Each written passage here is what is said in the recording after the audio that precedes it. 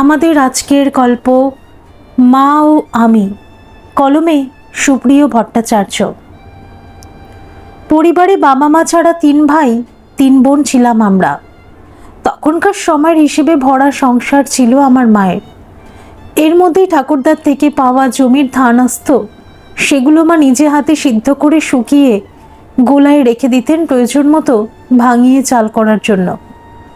একটু অবসর পেলে মা বাড়িতেই মুড়ি খই ভেজে বড় বড় টিনের মধ্যে তুলে রাখতেন সকাল সন্ধ্যাতে টিফিনের জন্য। 2টো গরু ও প্রায় 2 ডজন হাঁসও ছিল। বাইরের 2 জন কাজের দিদিকে নিয়ে বাড়ির সব কাজকর্ম করতেন আমার মা নিজে। সারা বছরই বাড়িতে লোকজনের সমাগম লেগেই থাকত। তখন আমরা সবাই ছোট, কেউ স্কুলে, কেউ সবে কলেজে ঢুকেছে। বাবা চাকরি সূত্রে বাইরে থাকেন। 2 সপ্তাহ 3 সপ্তাহ পরে এসে 2-3 দিন থেকে আবার নিজের কর্মক্ষেত্রে চলে যেতেন। সংসার সামলাতেন আমার নিরক্ষর মা, অথচ রামায়ণ মহাভারত পুরাণ তার ঠোঁটস্থ ছিল। বাবা সন্তানদের পাশে থেকে দেখাশোনা করার খুব একটা সুযোগ না পেলেও মা কিন্তু তার প্রতিটা সন্তানকে স্নেহের পরশে এবং শাসনে মানুষ করতে সক্ষম হয়েছিলেন। কারণ বাড়িতে একটা পড়াশোনার পরিবেশ এমনিতেই ছিল ডিসিপ্লিন, যেটা বাবা তৈরি করেছিলেন। মার একটা অলিখিত নিয়ম ছিল, বিকেলে ঘন্টা 1.5-এর জন্য খেলতে যেতেই বলতেন। মা এত কিছু করতে পারতেন কারণ বাবাই ছিলেন মায়ের আসল শক্তি। 2 দিদির বিয়ে দিয়ে বাবা 56 বছর বয়সে কোনো চিকিৎসার সুযোগ না দিয়েই হঠাৎ স্ট্রোকে মারা গেলেন। বাবার অকাল মৃত্যুতে মা পুরোপুরি ভেঙে পড়েছিলেন। দাদা তখন সবে একটা স্কুল মাস্টারিতে ঢুকেছে, রাতে গোয়েঙ্কা কলেজে বিকম পড়েন। সংসারের স্টিয়ারিংটা মায়ের হাত থেকে 20 বছরের দাদার হাতে গিয়ে পড়ল। সংসারের নিয়মকানুন খুব দ্রুত পাল্টাতে লাগলো। আমাদের সামান্য ত্রুটি বা খেলতে গিয়ে বন্ধুদের সাথে ঝগড়াঝাটি হলে সেটা দাদা জানতে পারলে শাস্তি পেতে হতো। দাদার বক্তব্য ছিল শুধু পড়াশোনা করতে হবে, অন্য সব কিছু বন্ধ। পরবর্তীকালে খেলতে গেলেই শাস্তি পেতে হতো। শাসন ব্যবস্থাটা এমন জায়গায় চলে গেল যেখানে আমাদের সবাইকে ভয় ভয় থাকতে হতো। এর মধ্যেই ঠাকুরদার দেওয়া বাবার জমি আর বাবার কিছু কেনা জমি ছিল, সেগুলো দাদা সব বিক্রি করে দিয়ে ছোটদের বিয়ে দিয়ে দিলেন। আর মার মেঝেদার আর আমার অংশের টাকাটা মায়ের নামে ব্যাংকে ফিক্সড করে দিলেন, যাতে মাসিক টাকাতে সংসারটা চলে। দাদা বিকম, এমকম, এলএলবি করে কলেজের প্রফেসরিতে ঢুকে পড়লেন। মাকে পুরোপুরি সুস্থ হতে 5 বছর সময় লেগে গেল। ততদিনে দাদার যা গোছানোর ছিল গুছিয়ে নিয়ে মাকে দায়িত্ব দিয়ে কলকাতায় ফ্ল্যাট কিনলেন। মা দাদার বিয়ে দিয়ে দিলেন। বৌদি এসে থেকেই মাঝে মধ্যে বলতেন, এখানে থাকা যায় না, ভুতুড়ে বাড়ি বলে অল্প কিছুদিনের মধ্যেই আমাদের ছেড়ে দাদাকে নিয়ে কলকাতার ফ্ল্যাটে চলে গেলেন। অবশ্য যাওয়ার আগে দাদা একটা অজুহাত দিয়ে বলেছিলেন তার কর্মস্থানে যেতে অসুবিধা হচ্ছে। মার কাছে থাকলাম আমি আর আমার মেজদা গ্র্যাজুয়েশন করে চাকরি খুঁজছেন, আর আমি শ্যামল বিকম ফার্স্ট ইয়ারে পড়তে পড়তে একটা বিখ্যাত কনস্ট্রাকশন কোম্পানিতে অ্যাপ্রেন্টিস হিসাবে ঢুকে পড়লাম মাসিক 500 টাকাতে। কারণ এই টাকাটা তখন আমাদের পরিবারে খুব দরকার ছিল। সকাল 6টার মধ্যে বেরোতে হয়, বাড়ি ফিরতে ফিরতে সেই সন্ধে 7টা কিংবা 8টা। তারপর ফ্রেশ হয়ে খাওয়া দাওয়া করে পাঠ্য বই নিয়ে পড়তে পড়তেই ঘুমিয়ে পড়তাম। 2 দিন এরকম দেখার পর মা বললেন, এইভাবে না খেয়ে দৌড়োদৌড়ি করলে তোর শরীর স্বাস্থ্য ভেঙে যাবে, অসুস্থ হয়ে পড়বি। কাল থেকে আমি তো রুটি আর তরকারি করে দেব, সময় মতো খেয়ে নিবি। এভাবেই অ্যাপ্রেন্টিস আর পড়াশোনা করতে করতে গ্র্যাজুয়েশনটা হয়ে গেল। 4 বছর পর কোম্পানির মালিক আমায় একদিন ডেকে বললেন, শ্যামল, এবার তুমি নিজে কিছু করো। বললাম, স্যার, নিজে করতে গেলে তো টাকার দরকার, আমার টাকা নেই। কোম্পানির মালিক সেদিন বলেছিলেন, তোমাকে আগে একটা লাইসেন্স করে দেই, তারপর তুমি কাজ করো। টাকা যা লাগবে আমি দেব, তুমি পেমেন্ট পেয়ে আমাকে ফেরত দিয়ে দিও। প্রথম কোম্পানির মালিকের পরিচিতিতে ছোট ছোট অনেকগুলো কাজ করেছিলাম। পেমেন্ট পেতে একটু দেরি হলেও যখন পেলাম সব একসঙ্গে করে মালিককে সব টাকাটাই ধরে গিয়েছিলাম। সেদিন কোম্পানির মালিক নিজের দেওয়া টাকাগুলো নিয়ে বাকি টাকাগুলো আমাকে ফেরত দিয়ে বলেছিলেন, জীবনে যেন তেনভাবে বড় হওয়াটাকেই লক্ষ্য করো না, সততার সাথে ভালো কাজ করতে হবে, তাহলেই টিকে থাকবে, তা না হলে কিন্তু হারিয়ে যেতে হবে। ভালো কাজ করলে উপরে উঠতে দেরি হয় ঠিকই, তবে পড়ার সম্ভাবনা থাকে না। স্যারের কথাগুলো সেদিন মাথায় ঢুকিয়ে চলে এসেছিলাম। এরপর 1.5 বছর ধরে ছোট ছোট অনেক কাজ করেছি। যখনই প্রয়োজন হয়েছে তখনই স্যার আমাকে সাহায্য করেছেন। এর মধ্যেই ব্যবসার প্রয়োজনে বাড়িতে বিএসএনএল ল্যান্ডলাইনের ফোন নিতে হয়েছিল। অনেকগুলো ইন্টারভিউ দিয়ে শেষে মেজদাও একটা চাকরি জুটিয়ে ফেলল। চাকরি পাওয়ার 7 মাসের মধ্যে মেজদা যাকে ভালোবাসত তাকে বিয়ে করে একদিন বাড়িতে নিয়ে চলেই এলো। সেদিন মা মেজদাকে বলেছিলেন, তোর পছন্দের কথা আমাকে বলতে পারতিস, আমি না হয় মেয়ের বাবার সাথে গিয়ে কথা বলতাম। প্রতিটা বাবা মায়ের একটা স্বপ্ন থাকে, যেটা তোরা এখন বুঝবি না, যেদিন বাবা মা হবি সেদিন বুঝবি। সময়ের সাথে মা আর মেজ বৌদি মিলে সংসারটাকে আবার সাজাচ্ছিলেন। বাদ সাধল মেজদার বদলি। মেজদা বদলি হয়ে যাওয়াতে মায়ের হাতে করে গড়া বড় সংসারটা ছোট হতে হতে একেবারে ছোট হয়ে গেল। আমি আর মা ছাড়া বাবার তৈরি দোতলা বাড়িটায় আর কেউ রইল না। এক সময় সকাল সন্ধে গম গম করা বাড়িটায় এখন বাইরে থেকে দেখেই বোঝা যায় না বাড়িতে দুটো মানুষ বাস করে। সকালে বেরিয়ে সারাদিন সাইটের কাজ তদারকি করে অফিস ঘুরে ফিরতে ফিরতে সন্ধে হয়ে যায়। সারাদিন মায়ের খবর নিতেও পারি না। সেদিন রবিবার দুপুরে মা আমাকে খেতে দিয়ে বলতে লাগলেন, শ্যামল, তুই এবার একটা বিয়ে কর। হঠাৎ মার এই কথাতে খাওয়া থামিয়ে জিজ্ঞাসা করলাম, মা, তোমার শরীর ঠিক আছে তো? মা সে কথার উত্তর না দিয়ে বলতে লাগলেন, তুই তো সকালে বেরিয়ে যাস, কোনোদিন দুপুরে ফিরিস, কোনোদিন ফিরিস না। আমার অবস্থাটা একবার বুঝতে পারছিস? সারাদিন এই এত বড় বাড়িটাতে থাকি কি করে? বড্ড একা লাগে রে। তুই একটা বিয়ে করলে তোর বউটার সাথে অন্তত দুটো কথা তো বলা যাবে। বললাম, মা, সে তুমি যাই বলো, বিয়ে আমি করতে পারবো না, কারণ বিয়ে করলেই তো এই বাড়ি ছেড়ে সবাই চলে যাচ্ছে। তুমি কি চাও তোমার 2 ছেলের মতো আমারও সেই পরিণতি হোক? মা মাছের মাথাটা আমার থালায় তুলে দিয়ে বললেন, তোর বাবা মারা যাওয়ার পর আমারও আর বাঁচার ইচ্ছা ছিল না, কিন্তু তখন যদি আমার সত্যি কিছু হয়ে যেত তাহলে তোর অবস্থাটা একবার কি হতো ভেবে দেখেছিস? তখন তোর 11 বছর বয়স, সবে ক্লাস 5-এ উঠেছিস। সে সময় রাত দিন রাধা মাধবের কাছে প্রার্থনা করতাম তোর দাদার শাসনের ঠেলায় তুই যেন অমানুষ না হয়ে যাস। আজ তোরা বড় হয়েছিস, রোজগার করছিস, নিজের ভালো মন্দ বুঝতে শিখেছিস। তোরও যদি মনে হয় এই বাড়ি ছেড়ে গেলে তুই ভালো থাকবি, তবে অবশ্যই যাবি। আমার জন্য চিন্তা করিস না। রাধা মাধবের কাছে আমার আর কিছু চাওয়ার নেই। শুধু বলবো যে যেখানেই থাকুক তারা তো আমার সন্তান, সবাই যেন ভালো থাকে। বুঝতে পারলাম মা মনে কষ্ট পেয়েছেন, তাই কথা না বাড়িয়ে মাথা নিচু করে খেতেই লাগলাম। আর মনে মনে ঠিক করে নিলাম, মা যাই বলুক, বিয়ে আমি করব না। 2 দিনের মধ্যেই একজন 40 থেকে 45 বছরের কাজের মাসিকে খাওয়া আর মাস মাইনে দিয়ে বাড়ির কাজকর্ম আর মার সঙ্গে সন্ধে পর্যন্ত থাকার চুক্তিতে রেখে দিলাম। বাড়িতে ল্যান্ডলাইন ফোন নেওয়ার পর থেকে দাদা এবং স্কুলের দিদিমণি আমার বড়দিদি মাঝে মধ্যে ফোন করে মার সাথে কথা বলতেন। মা নিজে ডায়াল ঘুরিয়ে ফোন করতে পারতেন না বলে আমি বাড়ি থাকলে বলতেন, তোর দিদির নাম্বারটা একটু ধরিয়ে দে তো। মাকে দিদির ফোনটা ধরিয়ে দিলে এ কথা সে কথার পর ঘুরে ফিরে আমার বিয়ের কথা, মেয়ে দেখার কথাই আসতো। বুঝতে পারতাম ষড়যন্ত্র চলছে, তাই কথা না বাড়িয়ে নিজের কাজে বেরিয়ে পড়তাম। মাঝে মা কাজের মাসির উপর দায়িত্ব দিয়ে 7 দিনের জন্য দিদির বাড়ি গিয়েছিলেন গোটাকতক মেয়ে দেখবেন বলে।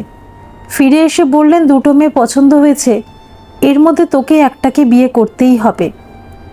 এক কথায় বলে দিলাম, তুমি যদি আমাকে এইভাবে ব্ল্যাকমেল করো তাহলে কিন্তু আমি বাড়ি ছেড়ে চলে যাব।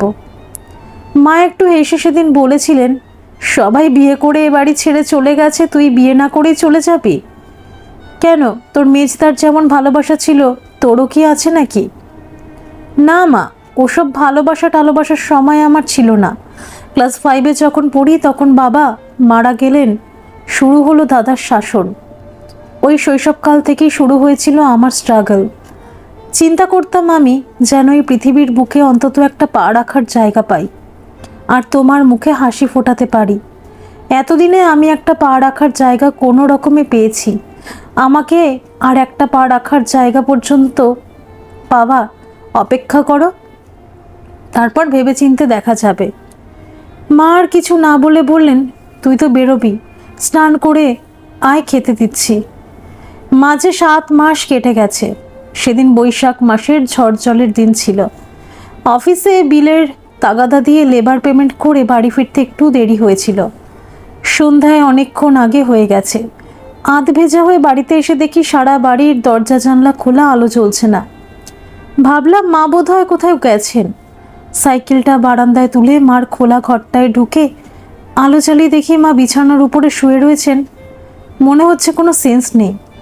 ভয়তে চিৎকার করে কেঁদে উঠে মাকে ধরে 2-1 নাড়া দেওয়ার পর মা চোখ মেলে তাকিয়ে বললেন, কাঁদছিস কেন? কি হয়েছে? মার দিকে কয়েক সেকেন্ড তাকিয়ে মাকে জড়িয়ে ধরে বললাম, কিছু না, সারা বাড়ি অন্ধকার অবস্থায় রেখে তোমাকে শুয়ে থাকতে দেখে ভয় পেয়ে গিয়েছিলাম। মা আমাকে সরিয়ে দিয়ে উঠে বসতে বসতে বললেন, কেন, কটা বাজে বলে মাথার পিছনে বাবার আমলের ঘড়িটার দিকে তাকিয়ে বললেন, সে কি রে, কেমন ঘুমিয়ে পড়েছিলাম, 7:30 বেজে গেছে। বললাম, তুমি ব্যস্ত হয়েও না, আমি হাত পা ধুয়ে সন্ধে দিয়ে দিচ্ছি। মা উঠে ফ্রেশ হয়ে রান্নাঘরের দিকে গেলেন। আমি সন্ধে দিয়ে দিদিকে ফোন করে সমস্ত ঘটনাটা জানালাম। দিদি ফোনের মধ্যেই আমাকে বকাঝকা করে বলতে লাগলেন, তোর জন্যই মার আজ এই অবস্থা। তুই যদি একটা বিয়ে করতিস তাহলে এটা হতো না। অন্তত পাশে থেকে মাকে দেখার কেউ তো একজন থাকতো। দিদির কথা আর কোনো প্রতিবাদ না করে একসময় ফোনটা রেখে দিলাম। রাতে খেতে বসে মাকে বললাম, দেখো, আমি বিয়ে করতে পারি, তবে আমার একটা শর্ত আছে। মা উৎসুক হয়ে বললেন, কি শর্ত বল? বললাম, অবশ্যই 51 পরিবারের মেয়ে হতে হবে। মা বললেন, যদি স্কুলের দিদিমণি বা নার্স হয়?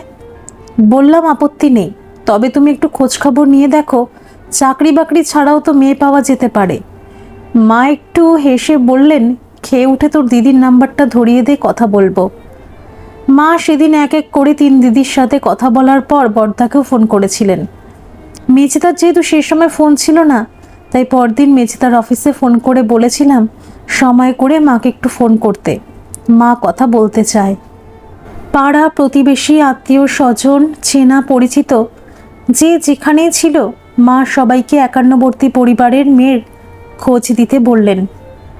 অনেক খুঁজে যে 2-1 জন 51 পরিবারের মেয়ের খোঁজ মিলেছিল, তাদের পরিবার থেকে পরিষ্কার বলে দিয়েছিল, ব্যবসাদার ছেলে, বিশেষ করে কন্ট্রাক্টরের সাথে তারা তাদের মেয়ের বিয়ে দেবে না, সরকারি চাকরি হতে হবে। এটা শোনার পর মনে হয়েছিল বিয়ের বাজারে আমার মতো ছোট কন্ট্রাক্টর ছেলের হয়তো কোনো মূল্যই নেই। কয়েকদিন পর আমার ধারণাটা যে ভুল ছিল সেটা প্রমাণিত হলো। আমাদেরই পাড়ার একজন বয়স্ক, বিখ্যাত, সৎ রাজনৈতিক ব্যক্তি, যিনি নিজে বিয়ে করেননি, 30 বছর ধরে রাজনীতি করে চলেছেন, সেই ব্যক্তি একটা সম্বন্ধ নিয়ে এসে আমার মায়ের সাথে দেখা করলেন। মা 3 দিদি আর 2 দাদার সাথে কথা বলে ডেট ফিক্স করে মেয়ে দেখতে গেলেন। প্রথম পর্বে মেয়ে সবার পছন্দ হলেও মেয়ের মা বললেন, ছেলের ঠিকুজি কুষ্টি পাঠিয়ে দেবেন, আমরা মিলিয়ে দেখব, যদি সব ঠিক থাকে তাহলে আমরা আপনাদের খবর দিয়ে ছেলে দেখতে যাব। যদিও আমরা ছেলের সম্বন্ধে শুনেছি কিন্তু দেখিনি, তাই আমরা ছেলের বাড়ি ঘরদোর দেখতে চাই, সেই সঙ্গে ছেলের সাথেও কথা বলতে চাই। নিশ্চয়ই বুঝতে পারছেন, যেহেতু আমাদের 51 পরিবার, তাই আমাদের তরফ থেকে জনা 15 অভিভাবক এবং ঘনিষ্ঠ আত্মীয়রা যাবেন। মা হাসি মুখে সেদিন বলে এসেছিলেন, আমরা আপনাদের অপেক্ষায় থাকব। দ্বিতীয় পর্বে কুষ্টি মিলেছিল, ওনারাও এসেছিলেন। 3টে অ্যাম্বাসেডারে করে 8 জন মহিলা আর 7 জন পুরুষ। মা আপ্যায়নের কোনো ত্রুটি রাখেননি। সেদিন সকালে মা বলেছিলেন, শুধু মিষ্টি আনলে হবে না, গরমের সময় একটু ঠান্ডা জলের ব্যবস্থা করতে পারলে ভালো হতো, কিন্তু আমাদের তো ফ্রিজ নেই। তাই তুই গাছ থেকে কটা ডাব পারিস, ওনারা এলে সবাইকে কেটে দিবি। বিকেলে অ্যাম্বাসেডার থেকে ওনাদের নামতে দেখে আমি ডাব কেটে কাচের গ্লাসে ঢেলে এক এক করে সবাইকে দিতে লাগলাম। আমাকে টি শার্ট আর প্যান্ট পরে ডাব কাটতে দেখে সবাই মুখ চাওয়াচাই করতে লাগলেন। মা সেটা দেখতে পেয়ে এগিয়ে এসে বললেন, এই আমার ছোট ছেলে শ্যামল। সবাই ডাব খেয়ে মার সাথে কথা বলতে বলতে মার ঘরে চলে গেলেও একজন এদিক ওদিক ঘোরাঘুরি করে আমার পাশে দাঁড়িয়ে মার ঘরের দিকে তাকিয়ে বললেন, তোমার দাদা দিদিদের তো দেখছি না। তাকে ডাবের জলের গ্লাসটা এগিয়ে দিয়ে বললাম, আপনারা এসেছেন আমাদের বাড়ি দেখতে আর আমার সাথে কথা বলতে, এতে মার মনে হয়নি দাদা দিদিদের খবর দেওয়া দরকার, তাই তারা আসেননি। ভদ্রলোক ডাবের জলের গ্লাসটা ফাঁকা করে গ্লাসটা রেখে দিয়ে বললেন, বাড়িটা কি তোমার বাবার? ডাব কটা গাটা বারান্দার এক কোণে রেখে দিয়ে বললাম, বাড়িটা আগে বাবার ছিল, এখন মায়ের নামে। ভদ্রলোক বললেন, তুমি কোন ঘরে থাকো? ওই তো সামনের ঘরটায়। কেন বলুন তো? না এমনি। চলো তোমার ঘরে গিয়ে একটু বসি। ইচ্ছা না থাকলেও চলুন বলে ভদ্রলোককে আমার ঘরে নিয়ে এলে তিনি ঘরের চারিদিক দেখতে দেখতে বললেন, পাখাটা একটু জোরে দাও। তারপর টেবিলের উপরে রাখা বই খাতাগুলোর দিকে তাকিয়ে বললেন, এখানে কি কেউ পড়ে? বললাম, হ্যাঁ আমি পড়ি। ভদ্রলোক চেয়ারে বসে বললেন, আমরা যতদূর শুনেছি তুমি তো গ্র্যাজুয়েট। বললাম, হ্যাঁ। তাহলে কি এমএ পড়ছো বলে আমার দিকে তাকিয়ে রইলেন উত্তরের অপেক্ষায়। না বলে বললাম, ওগুলো বিজনেস ম্যানেজমেন্টের বই, যখন সময় পাই তখন পড়ি, তবে সেটা রাতের দিকে ছাড়া হয় না। ভদ্রলোক এবার উঠে দাঁড়িয়ে বললেন, আমি মেয়ের বড় ভাই বলে তোমাকেই কথাগুলো জিজ্ঞাসা করছি, আদারওয়াইজ নিও না। আমি হাত জোড় করে নমস্কার করে বললাম, না না, আপনার যদি আরও কিছু জানার ইচ্ছা থাকে আপনি জিজ্ঞাসা করতে পারেন। বড় ভাই এবার বললেন, বছরে তোমার ব্যবসার টার্নওভার কত? কয়েক সেকেন্ড চুপ করে থেকে বললাম, ম্যাক্সিমাম 4 লাখের মতো। ভদ্রলোক কিছু একটা বলতে যাচ্ছিলেন, তার আগেই বললাম, আমার এই ব্যবসায় কোনো পৈতৃক পুঁজি নেই, 0 থেকে শুরু করেছিলাম 3 বছর আগে। আমার কথা শুনে মনে হলো বড় ভাই একটু অবাক হয়েছেন, তাই তিনি জিজ্ঞাসা করলেন, তাহলে তুমি পুঁজি কোথায় পেলে? হেসে বললাম, যে কোম্পানির মালিকের কাছে কাজ শিখেছিলাম তিনি দিয়েছিলেন, আর কিছু মহাজনদের ছিল। বড় ভাইয়ের বোধহয় কথাটা বিশ্বাস হলো না, তাই তিনি অপলক দৃষ্টিতে আমার দিকে তাকিয়ে থেকে বললেন, তোমার সেই মালিকের নাম ঠিকানাটা দেওয়া যাবে? ফোন নাম্বারটাও দিয়ে দিচ্ছি বলে টেবিল থেকে কাগজ পেন নিয়ে স্যারের নাম ঠিকানা ফোন নাম্বার লিখে দিয়ে বললাম, যদি ফোন করেন সকাল 8টার মধ্যে, আর তা না হলে রাত 9টার পর। বড় ভাই কাগজটা পকেটে রেখে বললেন, চলো ওদিকে যাই। সেদিন আমাকে আর কেউ কোনো কিছু জিজ্ঞাসা করেননি। ঘণ্টাখানেক থেকে বাড়িঘর দেখে মার সাথে কথা বলে ওনারা চলে গিয়েছিলেন। মার সাথে ওনাদের কি কথা হয়েছিল জানি না, তবে ওনারা চলে যাওয়ার পর মা সন্ধ্যা দিয়ে আমাকে সিঙ্গারার সাথে মুড়ি মেখে বাটিটা হাতে দিয়ে বলেছিলেন, তুলিকার বড় ভাই তোর সাথে এত কি কথা বলছিল? মুখের মুড়িটা শেষ করে বললাম, তুলিকাটা আবার কে? মা বললেন, যার সাথে তোর বিয়ের কথা হচ্ছে তার নাম। ওহ বলে বললাম, না তেমন কিছু না, ওই কাজকর্মের ব্যাপারে খোঁজ নিচ্ছিলেন। কিছু সময় চুপ করে থেকে মা বললেন, চা খাবি? বললাম, তুমি খাও তো করো, আমাকে একটু দিও আলাদা করে, আমার জন্য করতে হবে না। তাহলে তুই মুড়ি খেতে লাগ, আমি চট করে স্টোভ জ্বালিয়ে একটু চা করে নিয়ে আসছি বলে মা রান্নাঘরের দিকে চলে গেলেন। আমি মুড়ি খাচ্ছি আর ভাবছি, সকালে বেরিয়ে যাই, ঠিকমতো বাজার করতে পারি না, মার খুব কষ্ট হয়, একটা ফ্রিজ হলে ভালো হতো। কাল একবার খোঁজ নিয়ে দেখব ফ্রিজের দাম কত। মা 2 কাপ চা নিয়ে এসে আমার হাতে একটা কাপ দিয়ে বললেন, তুলিকার বৌদিটা খুব ভালো, সেই আশা থেকে সর্বক্ষণ আমার সাথে সাথেই ছিল। আমি তো শুধু প্লেটগুলো সাজিয়ে দিয়েছি, ওই তো নিয়ে গিয়ে সবাইকে দিয়েছে। আমার অর্ধেক খাওয়া মুড়ির বাটিটা মার দিকে এগিয়ে দিয়ে বললাম, আমি আর খেতে পারছি না, তুমি এগুলো খাও বলেই বললাম। আজ কিন্তু কাজের মাসির খুব কষ্ট হয়েছে, প্রতিদিন একবার করে সকালে ঝাড় দিয়ে ঘরবাড়ি মোছে। আজ বিকেলের আগে আরেকবার ঝাঁটও দিয়েছে, আবার মুছেছে। তারপর তোমার এতগুলো প্লেট, চামচ, গ্লাস। মাসি মিষ্টি খেয়েছে তো? মা চা আর মুড়ি খেতে খেতে বললেন, সবাইকে যে মিষ্টি দিয়েছি তোর কাজের মাসিকেও সেই মিষ্টিই দিয়েছি। আবার বাড়ি যাওয়ার সময় ওর নাতির জন্য কটা দিয়ে দিয়েছি। খুব ভালো করেছ। থাকলে হয় নষ্ট হতো, তা না হলে নিজেদের খেতে হতো। মিষ্টি খাওয়া মানেই রোগবালাই ডেকে আনা। বলে উঠে দাঁড়িয়ে বললাম, সারাদিন তো রেস্ট নেওয়ার সময় পাওনি, এখন অন্তত রেডিও শুনতে শুনতে একটু রেস্ট নাও। আমি বরং ঘরে গিয়ে বই খুলে বসি। না, 2 মাসের মধ্যে মেয়ের বাড়ি থেকে কোনো রকম যোগাযোগ করেনি। মা আবার মেয়ে দেখা শুরু করেছেন। 1 সপ্তাহ পুজোর আর বাকি। পেমেন্ট 2টো মাত্র পেয়েছি, এখনও 3টে বাকি আছে। একটু চাপে আছি, কেননা মহাজনদের টাকা পেমেন্ট করে একটা বড় খরচ করতে হবে বলে। এবারে মার আর কাজের মাসির জামা কাপড়ের সেট শুধু কিনেছি, আর কারোর জন্য কিছু না কিনে 5100 টাকা দিয়ে স্টেবিলাইজার সমেত ফ্রিজ কিনে নিয়ে এসেছি। এতগুলো টাকা খরচ করেছি শুনে একটু রাগ করলেও আমি জানি মা খুব খুশি হয়েছেন। লক্ষ্মী পুজোর 2 দিন পর অফিস সব খুলে গেছে। 9টার দিকে আমি খেয়ে সাইকেলটা নিয়ে বেরোচ্ছি, সাইড করে অফিসে যাব। সেখানে সবার সাথে দেখা হবে, বিজয়টাও সেরে নেওয়া যাবে। তাছাড়া যে বিল পড়ে আছে তার পেমেন্ট কবে হবে তার খোঁজটাও পাওয়া যাবে। বাড়ির গেটটা পার হতে পারিনি, দেখি সেই তুলিকার দাদা হাতে একটা মিষ্টির প্যাকেট নিয়ে বাড়ির ভিতরে ঢুকছেন। সামনে আমাকে দেখে জিজ্ঞাসা করলেন, তোমার মা আছেন? বললাম, হ্যাঁ আছেন, আসুন বলে সাইকেলটা পাশে রেখে প্রণাম করে বললাম, শুভ বিজয়া। উনিও আমাকে বুকে জড়িয়ে ধরে কোলাকুলি করে বললেন, শুভ বিজয়া। কোনাকে নিয়ে এসে আমার ঘরে বসিয়ে রান্নাঘরে মার কাছে গিয়ে বললাম, তোমার সেই তুলিকার দাদা এসেছেন, কথা বলো। আমাকে কিন্তু আবার মিষ্টি আনতে বলো না, তাহলে ট্রেনটা চলে যাবে। মা নিরামিষ আলু পটল কুমড়োর তরকারিটা নাড়তে নাড়তে বললেন, আগের দিন তো মিষ্টি নিয়ে এসেছিলিস, ফ্রিজে রাখা আছে, ডিমও আছে। তুই যা, ওনাকে একটু বসতে বল, আমি আসছি। ঘরে এসে দাদাকে বললাম, মা রান্নায় ব্যস্ত আসছেন, আপনি একটু বসুন, আমি আর দেরি করতে পারছি না, ট্রেনটা মিস হয়ে যাবে। দাদা বললেন, না না ঠিক আছে, তুমি যাও, আমি তোমার মায়ের সাথেই কথা বলতে এসেছি।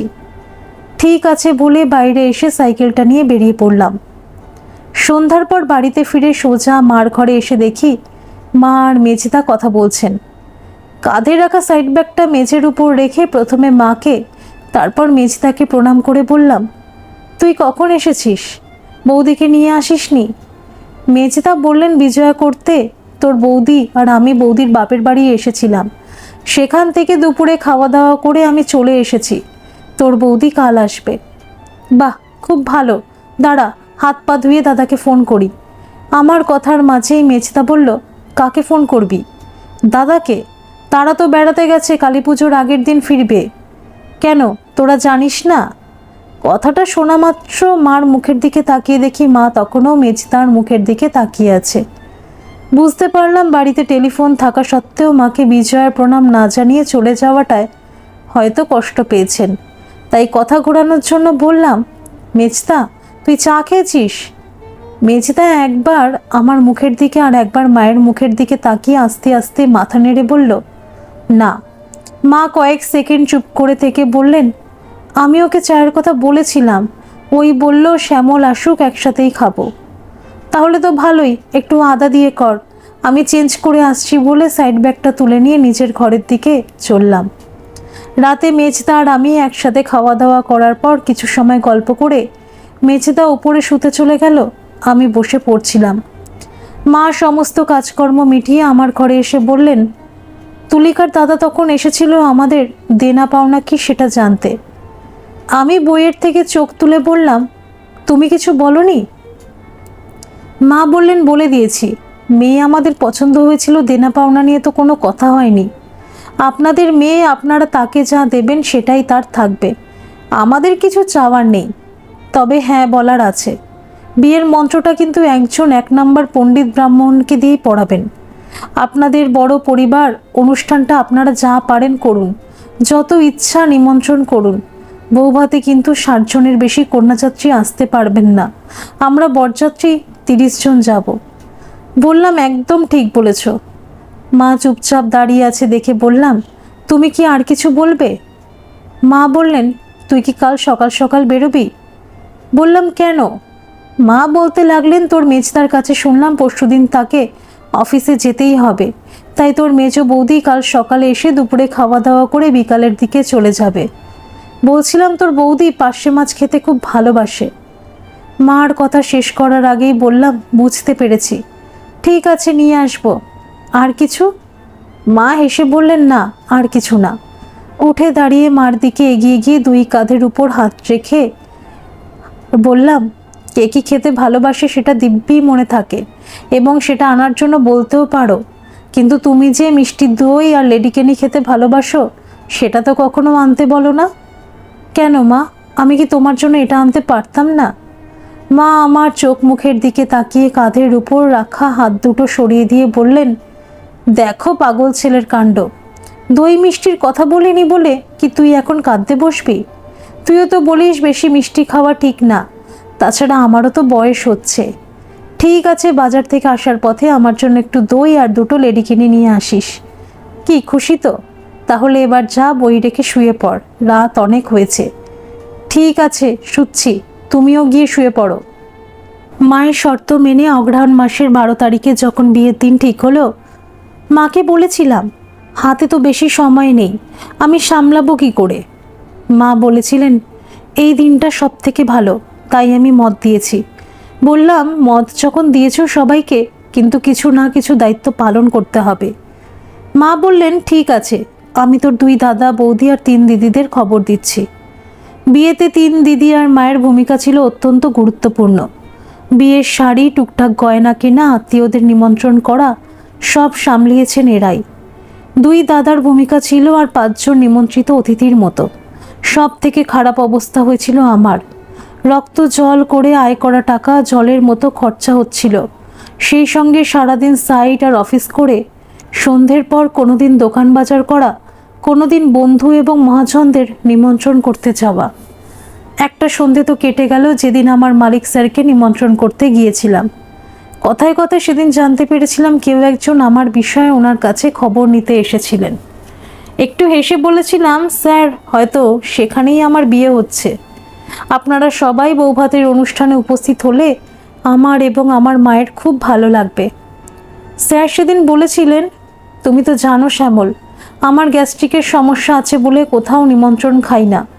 তবে তুমি চিন্তা করো না, বৌভাতের দিন সকালে গিয়ে নতুন বউ আর তোমার মায়ের সাথে দেখা করে আসবো। সেদিন স্যারের বাড়ি থেকে খাওয়া দাওয়া করে রাত 10টার পর বাড়ি ফিরতে হয়েছিল। টেনশন আর অতিরিক্ত চাপে বিয়ের আগের দিন রাত থেকে ধুম জ্বর আমার। সকাল থেকে অন্য কিছু না খেয়ে একমাত্র ওষুধ খেয়ে পুরোহিত মশাইয়ের সামনে বসে রীতি অনুযায়ী সমস্ত কাজ সম্পন্ন করার পর দিদিরা, 2 বৌদি, উপস্থিত আত্মীয় এবং প্রতিবেশীরা চারদিকে 4টে কলা গাছ লাগানো জায়গায় আমাকে দাঁড় করিয়ে গায়ে হলুদের কাজ সমাপ্ত করল। দিদি মুখের, হাতের এবং পিঠের উপর থেকে হলুদগুলো মুছে 2 বালতি জল ঢেলে দিয়ে বলল, গাটা ভালো করে মুছে জামা প্যান্ট পরে ঘরেতে বস, আমি তোর জন্য আদা দিয়ে চা করে নিয়ে আসছি। সন্ধ্যে 7টার দিকে আর একবার ওষুধ খেয়ে মেয়েদের বাড়ি থেকে পাঠানো সাজানো গাড়িতে উঠে বসলাম।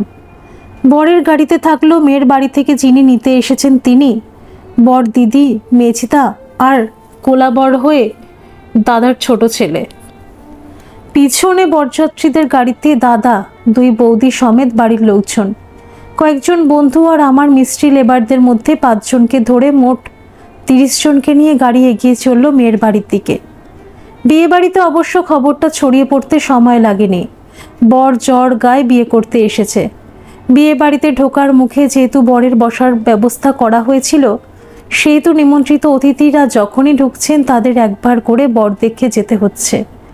ব্যবস্থাটা এরকম করা হয়েছিল কেন সঠিক জানি না, তবে মেয়ে বউদের মধ্যে আলোচনাটা ছিল বরটাকে দেখতে তো বেশ ভালো, তবে গোফটা অত মোটা কেন।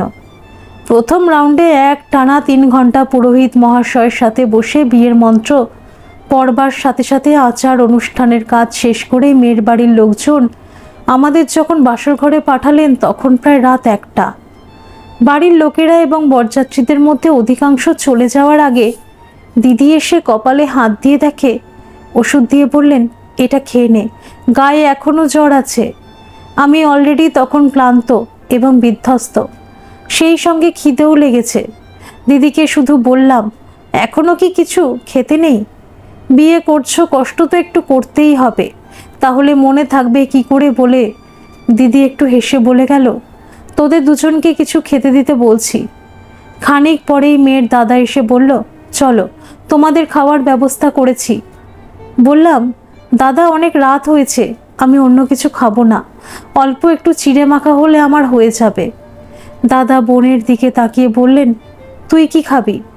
বোন তুলিকা একবার দাদার দিকে একবার আমার দিকে তাকিয়ে কি বলবে বুঝতে পারছিল না। তখন দাদাই বললেন, তুইও তাহলে শ্যামলের সাথে চিড়ে মাখা খা বলে চলে গেলেন। বরযাত্রীদের মধ্যে থেকে গেল আমার 2 বন্ধু আর 3 জন মিস্ত্রি লেবার। সবাই তারা বাসর ঘরেই আছে আমার সুবিধে অসুবিধে দেখার জন্য। দ্বিতীয় রাউন্ডে হোমযজ্ঞ করে তাতে খই ছড়িয়ে 7 পাকে ঘোরা আর সবার শেষে কড়ি খেলা। তারপর কুসুমডিঙ্গা করে 51বর্তী পরিবারের ছোট মেয়ে বলে কান্নাকাটির একটা বড় পর্বের মধ্যে পড়ে আমি নিজেই ইমোশনাল হয়ে বলেছিলাম, অত কেঁদো না, যখনই এখানে আসার ইচ্ছে হবে আমাকে বলো, আমি রেখে যাব। কিন্তু সেদিন কান্নার ফোঁস আর শাঁখের আওয়াজে মনে হয়েছিল আমার বলা কথাগুলো কেউ শুনতে পায়নি। তুলিকাকে নিয়ে সেদিন বাড়ি ফিরতে ফিরতে সকাল 8:30 বেজে গিয়েছিল। এর মধ্যে একবারও আমার মনে হয়নি গার জ্বর আছে। 2 বন্ধু এবং বিশ্বস্ত লেবার মিস্ত্রি যারা আমার বন্ধুর মতো হয়ে গেছিল তাদের বললাম, তোরা কিন্তু আজই একবার মাছ মাংস আর মিষ্টি যেখানে অর্ডার দেওয়া আছে সেখানে তাদের সাথে যোগাযোগ করিস। মিষ্টিটা দুপুরের দিকে আর মাছ মাংসটা যাতে কাল সকাল সকাল বাড়িতে পৌঁছে যায় তার ব্যবস্থা করিস। তা না হলে কিন্তু রাঁধুনি এসে বসে থাকবে, অসুবিধা হলে আমাকে বলিস, আমি না হয়ে যাব। পরদিন বেলা 11টার মধ্যে মাছ মাংস এসে গিয়েছিল। ধোয়া পরিষ্কার করবার পর্ব চলছে, সেই সময় স্যারকে আসতে দেখে ছুটে কাছে গিয়ে প্রণাম করে বললাম, আসুন। তুলিকার সাথে পরিচয় করিয়ে দিয়ে মাকে বললাম, স্যার এসেছেন।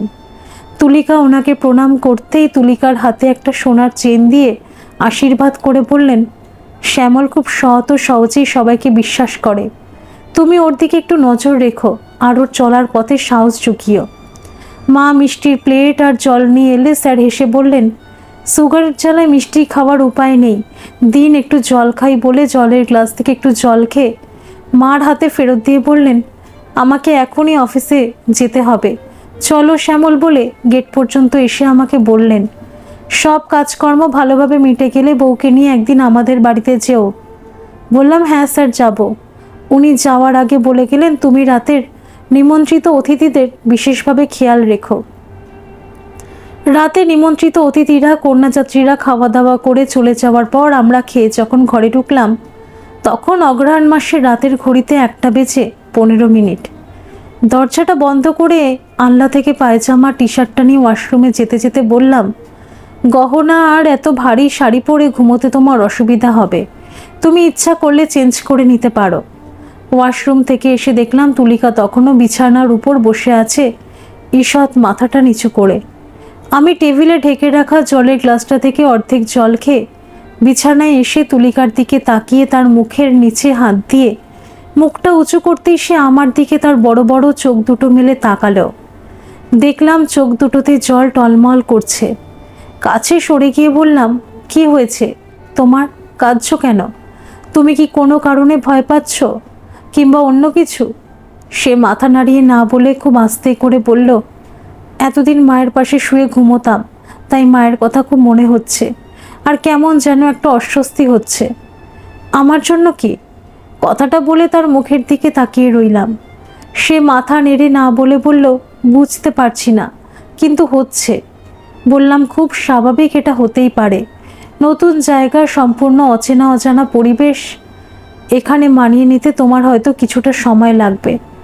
চিন্তা করো না, তোমার যত সময় লাগবে তুমি নাও, কথা দিচ্ছি তোমার অনুমতি ছাড়া তোমাকে স্পর্শ করব না।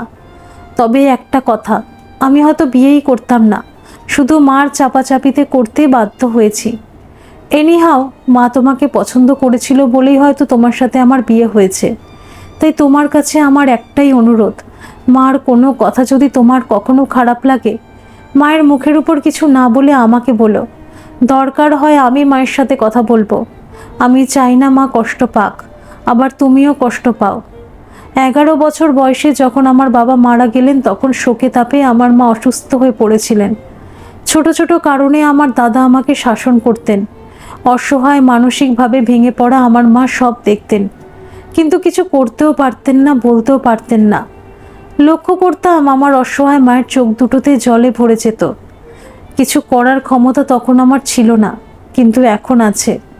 আমি চাই না সাংসারিক কোনো কারণে আমার মা কোনো রকম কষ্ট পাক, তার ছোট ছেলে আর তার বউয়ের কাছ থেকে। বলে মাথার বালিশ একটা তুলিকার দিকে এগিয়ে দিয়ে আর একটা আমি নিচে নিয়ে শুতে শুতে বললাম, আমার কথা শুনে তুমি এখন বুঝতে পারবে না, তবে এটুকু বলতে পারি, আমার মা কিন্তু ভীষণ ভালো মানুষ, যেটা তুমি মিশতে মিশতে ভীষণ বুঝতে পারবে। অনিচ্ছাকৃত কোনো ভুল করে ফেললে মা কিন্তু কিছুই বলবেন না, কারণ মা জানেন ইচ্ছা করে বা ভুল করার জন্য কেউ ভুল করে না, ভুলটা হয়ে যায়। নতুন জায়গা, তোমার অসুবিধা হতে পারে, আলো চলুক, তুমি শুয়ে পড়ো। পরদিন বারাসাত বিদ্যাধরী অফিসে শরৎকালের উপর 30 ফুটের একটা ব্রিজ তৈরি হবে, তার টেন্ডার অ্যাপ্লিকেশন জমা দেওয়ার লাস্ট ডেট ছিল। যদিও সেই লিস্টে আরও 35টা অন্যান্য কাজও ছিল, কিন্তু আমার অ্যাটেনশান আর ইন্টারেস্ট ছিল পার্টিকুলার ওই 30 ফুটের ব্রিজটার উপর। বিয়ের কাজে ব্যস্ত ছিলাম বলে অ্যাপ্লিকেশনটা আগে জমা দিতে পারিনি। আজ অ্যাপ্লিকেশন জমা দেব বলে কাগজপত্র গুছিয়ে 11টার দিকে বাড়ি থেকে বেরিয়ে বারাসাত অফিসে যখন পৌঁছালাম তখন প্রায় 12:30 বাজে। যখন স্যারের কোম্পানিতে কাজ করতাম তখন এই অফিসেরই 120 ফুটের একটা ব্রিজের কাজ করেছিলেন আমার স্যার। সেই কাজের সূত্রে প্রায় অফিসে আসতে হতো বলে কিছু অফিসার থেকে ছোট বড় স্টাফের সাথে আমার আলাপ পরিচয় ছিল। অ্যাপ্লিকেশনের সাথে ক্রেডেনশিয়াল এবং আদার্স পেপার জমা দিয়ে সেই সব অফিসার এবং স্টাফদের সাথে দেখা করে জানতে চেয়েছিলাম স্যার এই কাজে পার্টিসিপেট করেছেন কি না। যদি করেন তাহলে আমি আমার অ্যাপ্লিকেশানটা উইথড্র করে নেব। তারা প্রায় সবাই বললেন, তোমার মাথা খারাপ, এত ছোট কাজে তোমার স্যার পার্টিসিপেট করেন না। নিশ্চিন্ত হয়ে তাদের বলে এলাম আমি এখন নিজে কাজ করছি। তারা বললেন, 2 দিন পর কিন্তু টেন্ডার ইস্যু, তুই দুপুরের দিকেই চলে আসিস। 2 দিন পর অফিসে গেলাম জানতে আমার নামে টেন্ডার ইস্যু হয়েছে কিনা। যথারীতি বিকেলের দিকে যাদের নামে টেন্ডার ইস্যু হয়েছে তাদের নামের লিস্ট টানিয়ে দেওয়ার পর দেখলাম ব্রিজের পার্টিসিপেটারদের মধ্যে আমার নামও আছে। সেদিন খুব খুশি হয়ে পরিচিত স্টাফেদের সাথে দেখা করে বললাম, আমার নামে পেপার ইস্যু হয়েছে। সেদিন তারা সবাই আমাকে কংগ্রাচুলেট করে বলেছিলেন, শুধু টেন্ডার পেপার ইস্যু হলেই হবে, 2 দিন পর তোকে টেন্ডার পেপারে রেড কোড পরে জমা দিয়ে সবার মধ্যে থেকে কাজটাও নিতে হবে। বাড়ি গিয়ে ঠান্ডা মাথায় শিডিউল রেটটা ভালো করে দেখে রেড কোড করবি, যাতে কাজটা তুই পাস। বাড়ি ফিরে সেদিন অনেক রাত পর্যন্ত বসে রেট অ্যানালিসিস করে রেটটা ঠিক করে টেন্ডার পেপারে লিখে শুয়ে পড়লাম। তুলিকা জিজ্ঞাসা করলো, কোন ব্যাপার নিয়ে, তুমি কি টেনশানে আছো? বললাম, বিয়ের পর প্রথম টেন্ডার ড্রপ করব, দেখি তোমার আমার ভাগ্যে কি হয়। নিজের উপরে কনফিডেন্স রাখো বলে তুলিকা উল্টো দিকে ফিরে শুল। পরদিন প্রথমেই ব্যাংকে গিয়ে সিকিউরিটি স্বরূপ ব্যাংক ড্রাফট কেটে বাড়ি ফিরে টেন্ডার পেপারের সাথে অ্যাটাচড করে খামের মধ্যে ভরে গুছিয়ে রাখলাম। পরদিন 11টার মধ্যে বিদ্যাধরী অফিসে গিয়ে সেটা টেন্ডার বক্সে ড্রপ করে পরিচিত স্টাফেদের মধ্যে একজনকে আমার বাড়ির ফোন নাম্বারটা দিয়ে বললাম, এই নামে যদি লোয়েস্ট হই তাহলে ফোন করে জানাবেন, মিষ্টি খাওয়াবো বলে। যে সাইডে কাজ চলছে সেখানে 2 দিন ঠিকমতো নজর দিতে পারিনি বলে সেখানে যাওয়ার উদ্দেশ্যে বেরিয়ে পড়লাম। সন্ধ্যের মধ্যে বাড়ি ফিরে মাকে বললাম, কেউ ফোন করেছিল? মা না বলে বললেন, তুলিকার দাদা বেলার দিকে এসে বলে গেছে কাল অষ্টমঙ্গলায় ফিরুনিতে যাওয়ার জন্য। ওনার স্ত্রী মানে তুলিকার বৌদি তোদের নিয়ে যাবে সকালের দিকেই, রেডি হয়ে থাকিস। ঘরে এসে দেখি তুলিকা গিফটে পাওয়া শাড়ি এবং অন্যান্য জিনিসগুলোর মধ্যে বেছে বেছে কিছু শাড়ি এবং আমাদের ব্যবহারে লাগতে পারে এমন কিছু জিনিসপত্র আলমারিতে রেখে বাকি বেশ কিছু কাপলেটের সেট, কাচের বাটি, গ্লাসের সেট আর কটা শাড়ি আলাদা করে রেখে দিয়েছে। আমাকে দেখে বলল, এগুলো কি করি বলো তো? তাই সব একই রকম জিনিস এক সেট করে রেখে দিয়েছি, বাকিগুলো কি কাউকে দিয়ে দেব? বললাম, একটা ভালো দেখে শাড়ি আর একটা কাপলেটের সেট কাজের মাসিকে দিও, বাকিগুলো রেখে দাও, যখন যার লাগবে তাকে দিয়ে দিও। তবে শাড়িগুলো এমন কাউকে দিও যার শাড়ির দরকার। বলেই বললাম, মা বলেছিলেন কাল সকালে নাকি তোমার বাড়ি থেকে আমাদের নিতে আসবে। তুলিকা বলল, হ্যাঁ, অষ্টমঙ্গলার ফিরনিতে যেতে হয়। বললাম, তাহলে আমাদের তো কিছু নিয়ে যেতে হবে। তুলিকা বলল, আমরা আর কি নিয়ে যাব? তুমি একটু সকালে গিয়ে এক হাঁড়ি রসগোল্লার দই নিয়ে এসো, ওতেই হবে। কিছুক্ষণ আগে তুলিকা চা করে দিয়ে নিজের ঘরে গিয়ে ব্যাগ গোছাচ্ছে অষ্টমঙ্গলায় যেতে হবে বলে। আমি মার ঘরে বসে চা খেতে খেতে মায়ের সাথে কথা বলছিলাম আর ফোনের অপেক্ষা করছিলাম। প্রায় 8টা বাজতে যায়। মা বললেন, যদি ফোন আসার হতো তাহলে অনেক আগেই আসতো, এখন আর কোনো সরকারি অফিস খোলা থাকে? বললাম, মা, বিদ্যাধরী এমন একটা অফিস যেখানে কাজ শুরুই হয় বিকেল থেকে। মা বললেন, তাহলে তুই অপেক্ষা কর, 8টা বাজে, এখন রেডিওতে নাটক হবে বলে রেডিওটা খুলে দিলেন। নাটক শুরু হয়েছে, মা শুনছেন। আমি তখন ভাবছি, এখনও যখন ফোন এলো না তখন নিশ্চয়ই কাজটা হাতছাড়া হয়ে গেছে। হিসেব যা কষেছিলাম তাতে 100% কাজটা পাওয়া উচিত ছিল। কি আর করা যাবে, সব সময় হিসেব তো নাও মিলতে পারে, হয়তো কোথাও ভুল হয়ে গেছে। কাজটা পাওয়ার খুব দরকার ছিল কিছু মানুষকে জবাব দেওয়ার জন্য। এনিহাও পরের বারে আরও ভালো করে হিসেব কষে রেট দিতে হবে। এইসব ভাবতে ভাবতেই মনের অজান্তে চোখটা দেওয়াল ঘড়িটার দিকে পড়তেই দেখি 8টা 20। টেলিফোনটার দিকে তাকিয়ে চেয়ার থেকে উঠতে উঠতে মা ও আমি ঘরে যাচ্ছি। খাতাপত্রের কাজ এখনো বাকি আছে, সেগুলো লিখতে হবে বলে মার দিকে তাকিয়ে দেখি মা চোখ বন্ধ করে নাটক শুনছেন। মনে হলো ঘুমিয়েই পড়েছেন। মাকে আর কিছু না বলে সন্তর্পণে মায়ের ঘরের চৌকাঠ সবে পেরিয়েছি, ফোনটা বেজে উঠল।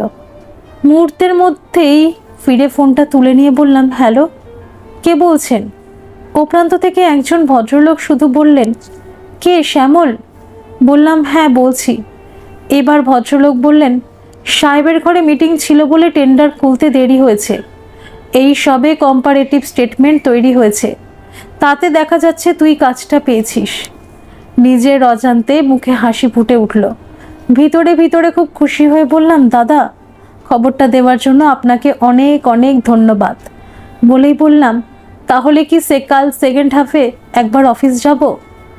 ভদ্রলোক বললেন, কোনো দরকার নেই, তুই 5-6 দিন পরে আয়। কাগজপত্র গুছিয়ে ওয়ার্ক অর্ডার দিতে দিতে মনে তো হয় দিন 15 সময় লাগবে। যাই হোক, তুই কিন্তু মিষ্টির কথাটা ভুলিস না। বললাম, না দাদা, সামনের সপ্তাহে গিয়ে আপনার সাথে দেখা করব। ভদ্রলোক বললেন, ঠিক আছে, তাহলে রাখছি, এখনো বাড়ি যেতে পারিনি। সাহেবের ঘর থেকে বেরিয়েই তোকে ফোনটা করলাম। এবার বাড়ি যাব বলে ফোনটা রেখে দিলেন। আমিও ফোনটা রেখে মার দিকে তাকাতেই দেখলাম মা আমার দিকে তাকিয়ে আছেন। জিজ্ঞাসা করলাম, কিছু বলবে? তোকে তো আগে কখনো একটা কাজ নিয়ে এত টেনশন করতে দেখিনি, হঠাৎ এই কাজটার জন্য কেন? মা, রেডিওতে নাটক হয়ে চলেছে। আমি তার মধ্যেই বললাম, এই কাজটার মতোই স্যারের একটা অনেক বড় কাজ করার জন্য এই অফিসে বিভিন্ন কারণে আমাকে 7 মাস ধরে যেতে হয়েছিল। তখন কোনো কন্ট্রাক্টর থেকে শুরু করে অফিস স্টাফেরা পর্যন্ত কেউ আমাকে চেয়ারে বসতে দিত না, বলতো, তুই হচ্ছিস একজন কন্ট্রাক্টরের অধীনে ছোটোখাটো কর্মচারী, তোর বসার দরকার নেই তো, কি করতে এসেছিস বল, কাজ মেটা, চলে যা। কাজটা এই জন্যই আমার পাওয়ার খুব দরকার ছিল। যারা দিনের পর দিন আমাকে অপমান করতো এই কাজের কারণেই, তারাই এখন আমাকে চেয়ার এগিয়ে দেবে বসার জন্য। মা বললেন, যা, তুই ও ঘরে গিয়ে দেখ তুলিকার যদি সব গোছানো হয়ে গিয়ে থাকে, তাহলে ওকেও খবরটা দে। অষ্টমঙ্গলায় গিয়ে 2 দিন থেকে তুলিকাকে নিয়ে চলে এসেছিলাম, কিন্তু তারপর মাস 1.5-এর মধ্যে বার 4 সকাল 9টার আগে শ্বশুরবাড়ি থেকে কেউ না কেউ এসে আমাদের সবাইয়ের নিমন্ত্রণ আছে বলে একরকম জোর করে বেঁধে ধরে নিয়ে যেতেন, কোনো অজুহাত খাটত না। প্রথম 2বার ব্রিজের কাজের সাইডে না গিয়ে কাজের ক্ষতি করে পেটের অবস্থা খারাপ করে ফিরেছি শ্বশুরবাড়ির ভালোবাসায়। পরের 2বার আর যাইনি, তুলিকার মা গিয়ে ম্যানেজ করে নিয়েছিল। শ্বশুরবাড়ি যাওয়া থেকে খাওয়া শুরু, তারপর দুপুরে শাশুড়ি মা সামনে বসে আরেকটা মাছ আর 2 পিস মাংস করতে করতে পেট ফাটার অবস্থা করে ছাড়েন। বললেও কেউ শোনেন না, উল্টে বলেন এই বয়সে খাবে না তো আর কবে খাবে। অনেকবার তাদের বলেছি আমি এত খেতে পারি না, অভ্যাস নেই। কিন্তু কেন খেতে পারি না, কেন অভ্যাস নেই, সেটা যেমন শ্বশুরবাড়ির কাউকে বলতে পারি না, তেমনই বলতে পারি না তুলিকাকেও। যখন বয়স বাড়ছিল তখন ভালোই খেতে পারতাম। দাদা আলাদা হয়ে চলে গেল। মা অতি কষ্টে ব্যাংক থেকে পাওয়া ইন্টারেস্টের টাকায় কোনো রকমের সংসার আর পড়াশোনার খরচটা চালাতেন। খাওয়াটা ছিল তখন পেট ভরানো, ভুঁড়িভোজ না। ভুল বললাম, ভুঁড়িভোজ অবশ্যই আমাদের হতো, তবে সেটা একটু অন্যরকম। মাঝে মধ্যে মা একটা ডিম রান্না করে 2 ভাইকে হাফ হাফ করে 2টো আলুর সাথে দিতেন। সেদিনই আমাদের 2 ভাইয়ের সেটাই ছিল ভুঁড়িভোজ। আসলে তুলিকা বাড়ির ছোট মেয়ে ছিল বলে বাড়ির সবাই যেমন তাকে ভালোবাসতো তেমনই ভালোবাসতো পাড়ার প্রায় প্রত্যেকটি মানুষ। হয়তো সেই কারণেই ছোট জামাই হিসেবে শ্বশুরবাড়ির মানুষগুলো আমাকে যেমন পছন্দ করতেন তেমনই ভালোবাসতেন। দেখতে দেখতে 2 মাস কেটে গেছে। ব্রিজের কংক্রিটের কাজটাও শেষ করেছি। এখন 2 সাইডে কানেক্টিং অ্যাপ্রোচ রোডের কাজটা চলছে। সেটাও আশা করছি দিন 10-এর মধ্যেই কমপ্লিট হয়ে যাবে। এর মধ্যে 2টো পেমেন্ট হয়ে গেছে। অ্যাপ্রোচ রোড কমপ্লিট হয়ে গেলে ফাইনাল পেমেন্টও হয়ে যাবে। কাজটা নিয়ে এখন আর আমার কোনো টেনশন নেই বলে নতুন 2টো রাস্তার কাজ ধরেছি। তবে সাইট একটু দূরে আর 2 দিকে। হয়তো কয়েকদিনের মধ্যেই ওয়ার্ক অর্ডার পেয়ে যাব। একসঙ্গে 2টো কাজের সাইট যেমন করতে পারতাম না, তেমনি অফিসের কাজ মিটিয়ে 2টো সাইট করতে খুবই অসুবিধাই হতো। অফিস গেলে কাজ মিটিয়ে সাইটে যাওয়ার জন্য বাসে উঠে এক জায়গায় নেমে সেখান থেকে ভ্যান রিক্সায় উঠে সাইটে যাতায়াত করতে যেমন ব্যয়বহুল ছিল তেমনি সময়ও অনেক নষ্ট হতো। তাই সাইটে গেলে অনেক সময় অফিস যাওয়ার আর মুড থাকতো না, কিংবা অফিসে গেলে সাইটে যাওয়ার। ব্রিজে 2টো পেমেন্ট পেয়ে মনে হলো কাজের গতি বাড়ানোর জন্য একটা মোটরসাইকেল কিনলে ভালো হতো। যদিও সেটা তখন আমার কাছে বিলাসিতার সমান। তবুও বাড়িতে ফিরে মাকে আর তুলিকাকে কথাটা বুঝিয়ে বললাম। তুলিকা কোনো কথা না বললেও মা বললেন, কদিন আগেই তো বিয়েতে এত খরচ করে উঠলি, আবার এখন একটা মোটরসাইকেল কিনতে গেলে তো অনেক টাকার ব্যাপার। কথাগুলো বলে কয়েক সেকেন্ড চুপ করে থেকে মা আমার মুখটা একবার দেখে আবার বললেন, কি বলি বল দেখি, তোর যদি মনে হয় গাড়িটা কিনলে তোর কাজের সুবিধা হবে তাহলে বলবো কষ্ট হলেও কিনে নে। এটা ঠিক, একটা গাড়ি থাকলে তোর অনেক সুবিধা হবে, ইচ্ছা মতো সাইট এবং অফিস দুটোই করতে পারবি। অনেকগুলো টাকা খরচ হয়ে যাবে বুঝতে পেরেও কাজের অনেক সুবিধা হবে, এই চিন্তা করে 2 দিন পর গ্যারেজে গিয়ে খোঁজখবর নিয়ে শোরুম থেকে হিরো হন্ডা SS 100 সিসির একটা মোটরসাইকেল কিনেই নিলাম। প্রথম একটা সপ্তাহ আমাদের বাড়ির সামনের ফুটবল খেলার মাঠে প্র্যাকটিস করে রাস্তায় উঠে পড়লাম। তবে প্রায় 20-25 দিন তুলিকা আমার গাড়ির পিছনে উঠে বসেনি, যদি তাকে ফেলে দিয়ে এই ভয়তে। এখন উঠলেও সেটা খুব কম, যখন বাপের বাড়ি যাওয়ার ইচ্ছা হয় কিংবা জ্যাঠতুতো দিদি অথবা খুড়তুতো দিদির বাড়িতে। মা আর তুলিকার সম্পর্কটা দেখলে মনে হতো কখনো মা মেয়ের মতো, কখনো আবার খানিকটা দিদিমণি আর ছাত্রীর মতো। রান্না বান্না শেখানো ছাড়াও বিকালের দিকে একে অন্যের চুল বাঁধতে বাঁধতে কোনোদিন হয়তো মা রামায়ণের কোনো গল্প শোনাতেন, কোনোদিন মহাভারতের কিংবা পুরাণের। আবার বুধবারের সন্ধ্যার সময় রেডিওতে যাত্রা শুনতে শুনতে দুজনেই সংসারের কাজ সারত। রাতে শুয়ে সেসব কথা শুনতে শুনতে একসময় ঘুমিয়ে পড়তাম। সেদিন রাতে খাওয়া সেরে প্রতিদিনকার মতো টেবিলে বসে কাকে কি টাকা পয়সা দিয়েছি তার হিসাব লিখছিলাম।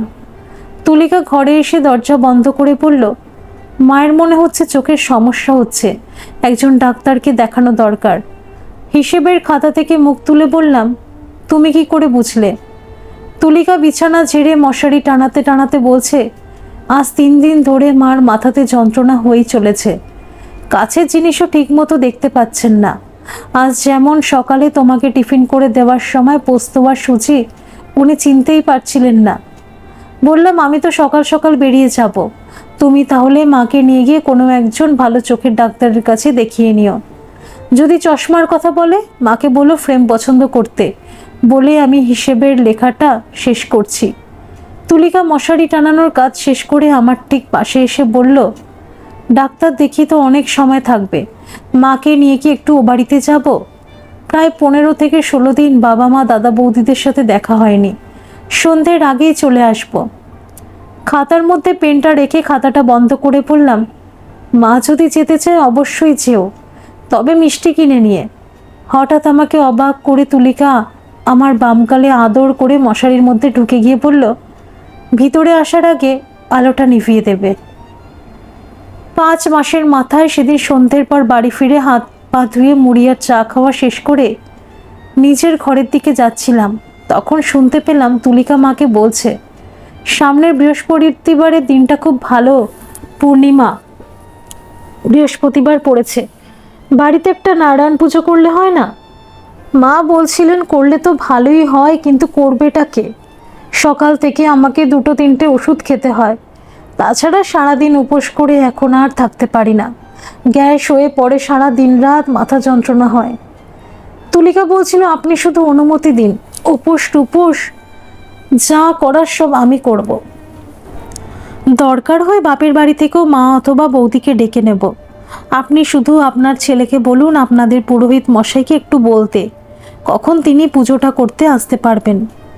মা বললেন, সে আমি শ্যামলকে বলে দিচ্ছি, সকালে গিয়ে পুরোহিত মশাইয়ের সাথে দেখা করে জেনে নিতে কখন তিনি আসতে পারবেন, সেই সঙ্গে ফর্দটাও নিয়ে আসতে।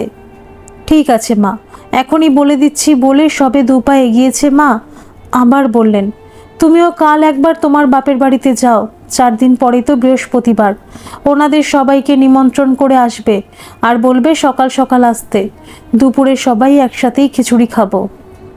বৃহস্পতিবার আমার শ্বশুরবাড়ি থেকে আর কেউ না এলেও আমার শাশুড়ি মা আর তুলিকার বৌদি 10টার মধ্যে চলে এসেছিলেন। তুলিকা তো উপোস করেই ছিল, তুলিকার বৌদিও বললেন আমি সকাল থেকে কিছু খাইনি, আমিও উপোস করে পুজো গুছাবো। দুজনে পুজো গুছিয়ে ভোগ রান্না করে ঠাকুরের সামনে নিবেদন করবার পর পুরোহিত মশাই যখন পুজো শেষ করলেন তখন সন্ধে অতিক্রান্ত। প্রতিবেশীদেরও বলা হয়েছিল, তারাও এসেছিলেন। সবাইকে প্রসাদ দেওয়ার পর্ব যখন শেষ হলো তখন প্রায় রাত 8টা। বৌদি উপোস করেছিলেন বলে কিছু না খাইয়ে মা যেতে দেননি, তাই মায়ের অনুরোধে সেদিন বৌদি আর শাশুড়ি মা থেকে গেলেন।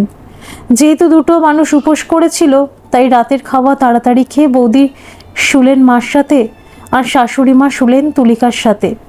আমি উপরে গিয়ে মেঝেতার বন্ধ ঘরটায় মশারি টানিয়ে শুয়ে পড়লাম। পরদিন সকালে মাকে বললাম, তুলিকার মা আর বৌদির গতকাল ঠিকমতো খাওয়া হয়নি, আমি বাজারে যাচ্ছি মাছ আনতে, তোমরা লুচি টুচি ভাজো দুপুরে, কিন্তু ওনাদের না খেয়ে যেতে দিও না। বাজার থেকে ফেরার পথে যদি কোথাও গরম জিলেপি ভাজতে দেখি তাহলে সেটাও নিয়ে আসবো। মোটরসাইকেলটা বাইরে বার করে থলেটা হাতে নিয়ে বললাম, আমি কিন্তু বাজার থেকে এসে স্নান করে বেরিয়ে যাব, আমার জন্য না হয় একটু ফ্যানে ভাত টাত করে দিও। সন্ধ্যার পর বাড়িতে ফিরে মার সাথে দেখা করতে গেলে মা বললেন, তুই জামা প্যান্ট ছেড়ে ফ্রেশ হয়ে আয়, আমি তোর চা করে নিয়ে আসছি। তুলিকাকে কোথাও দেখতে না পেয়ে বললাম, তুলিকা কি কোথাও গেছে? মা বললেন, তুলিকার বৌদির শরীরটা হঠাৎ খারাপ করাতে আমি তুলিকাকে পাঠিয়েছি ওদের বাড়িতে পৌঁছে দিতে, কাল সকালে তোর বেরোবার আগেই আসবে। খুব ভালো কাজ করেছো বলে বললাম, গতকাল সারাদিন না খেয়ে দিয়ে অত খাটাখাটনি করেছেন বলেই হয়তো শরীরটা খারাপ হয়েছে, ঠিক করেছে সঙ্গে গেছে, ওনাদের একা ছাড়াটা ঠিক হতো না বলেই বললাম। তুমি চা করো, আমি ফ্রেশ হয়ে আসছি। পরদিন বেরোবো বলে রেডি হচ্ছি, তখনও তুলিকা ফেরেনি, হয়তো কোনো কারণে দেরি হচ্ছে, নিশ্চয়ই খারাপ কোনো কিছু, তা না হলে যেভাবেই হোক তুলিকা বাড়িতে একটা ফোন করত। মনের ভিতর একটা দুশ্চিন্তা নিয়ে বাড়ি থেকে বেরোলাম। সারাদিন কাজের সাইডে নানা উটকো ঝামেলার টেনশনে ভুলেই গিয়েছিলাম তুলিকার বৌদির খবরটা নেওয়া দরকার, কিন্তু কি করে নেই? গ্রামের মধ্যে রাস্তা তৈরি করতে এসেছি, এখানে টেলিফোন কোথায় পাবো? হঠাৎই একটা ছেলেকে সাইকেল নিয়ে স্কুল থেকে ফিরতে দেখে মনে হলো কাছাকাছি নিশ্চয়ই কোনো স্কুল আছে, আর সেখানে টেলিফোন থাকলেও থাকতে পারে। তবুও একটু খোঁজ নিয়ে দেখি বলে এলাকার যে মাতব্বর রাস্তার কাজ দেখে নিচ্ছিলেন তাকে বললাম, আপনি আমাকে একটু হেল্প করতে পারবেন? ভদ্রলোক বোধহয় একটু অবাক হয়ে বললেন, বলুন, আমি আপনাকে কি সাহায্য করতে পারি? আমার সাধ্যের মধ্যে থাকলে নিশ্চয়ই সেটা করব। বললাম অন্য কিছু না, বাড়িতে একটু ফোন করা দরকার। এখানে কি কোথাও টেলিফোন আছে? ভদ্রলোক বললেন, এই তো সামনে ওই ডাক্তারবাবুর বাড়িতেই আছে। যদি খুব আর্জেন্ট থাকে তাহলে চলুন, আমি বলে দিচ্ছি। সময়টা তখন দুপুর গড়িয়ে গেছে। ভদ্রলোকের ডাকাডাকিতে একজন মাঝবয়সী ভদ্রমহিলা এসে যিনি ডাকাডাকি করছিলেন তার নাম ধরে বললেন, তারক, ডাক্তারবাবু তো বাড়ি নেই, কোনো দরকার? তারক নামক সেই ভদ্রলোকটি বললেন, ইনি আমাদের রাস্তার কন্ট্রাক্টর, বিশেষ প্রয়োজনে বাড়িতে একটু ফোন করবেন। ভদ্রমহিলা বললেন, আসুন। আমি বাইরে জুতো খুলে ভিতরে গিয়ে বাড়ির নাম্বারে ফোন করলে 2-3 বার ক্রিং ক্রিং করে বাজতেই মা ধরে বললেন, কে? আমি এই প্রান্ত থেকে বললাম, মা, আমি শ্যামল বলছি। তুলিকা ফিরেছে? মা বললেন, হ্যাঁ, তুই চলে যাওয়ার আধ ঘন্টা পরেও বাড়িতে এসেছে। বললাম, ওর বৌদি ভালো আছে? মা বললেন, ভালো থাকবে না কেন? তুমি গতকাল বললে না ওনার শরীর খারাপ হয়েছে। তোকে কি করে বোঝাই বল দেখি? আরে ওর বৌদির তো মেয়েলি সমস্যা হয়েছিল। পরক্ষণেই আবার বললেন, ও তুই বুঝবি না। বাড়ি আসছিস কখন? বললাম, সাইটে আছি, এখানকার কাজ মিটিয়ে অফিস যাব। ওখানে ইঞ্জিনিয়ারের সাথে দেখা করে সোজা বাড়ি ফিরবো বলে বললাম। ঠিক আছে, রাখছি মা। ফোনটা রেখে ভদ্রমহিলার দিকে তাকিয়ে একটু এসে থ্যাংক ইউ ম্যাডাম বলে চুপচাপ কাজের সাইটে এসে আধ ঘন্টার মতো থেকে তারকবাবুকে বললাম, আপনি তাহলে থাকুন, দেখে নিন রাস্তার লেভেলটা যেন ঠিক থাকে, আমি আজ যাই। লেবারদের সর্দারকে ডেকে কিছু টাকা দিয়ে তার খাতায় যখন লিখে দিচ্ছি, তখন তারকবাবু এগিয়ে এসে বললেন, বাড়ির দিকে কি কোনো খারাপ খবর? একটু কৃত্রিম হাসি এসে বললাম, না না, এখন ঠিক আছে। মোটর সাইকেলের লুকিং গ্লাসের উপর থেকে হেলমেটটা নিয়ে মাথায় লাগিয়ে গাড়িতে বসে অফিসের উদ্দেশ্যে স্টার্ট দিলাম। সন্ধ্যের আগে বাড়িতে ফিরে শুনি আরেক খবর। হাত পা ধুয়ে মার ঘরের দিকে যাচ্ছিলাম, তুলিকা সামনে এসে বলল, মার ঘরে যাওয়ার আগে আমার কটা কথা আছে, শোনো। একটু অবাক না হয়ে পারলাম না বলে জিজ্ঞাসা করলাম, কেন, মার সামনে বলা যাবে না? তুলিকা সঙ্গে সঙ্গেই বলল, মাকে আমি বলেছি, মার কোনো আপত্তি নেই। বললাম, মার আপত্তি নেই মানে? কিসে আপত্তি নেই? বলছি, তার আগে এখানে চুপ করে দাঁড়িয়ে আমার কথাগুলো আগে শোনো। আমার মা আর বৌদি একদিন এখানে থেকে তাদের মনে হয়েছে সন্ধ্যার পর আমাদের ঠিকমতো সময় কাটে না, তাই মা বাবাকে বলেছেন আমাদের বাড়িতে একটা টিভি লাগিয়ে দিতে। বললাম, তুমি বারণ করনি।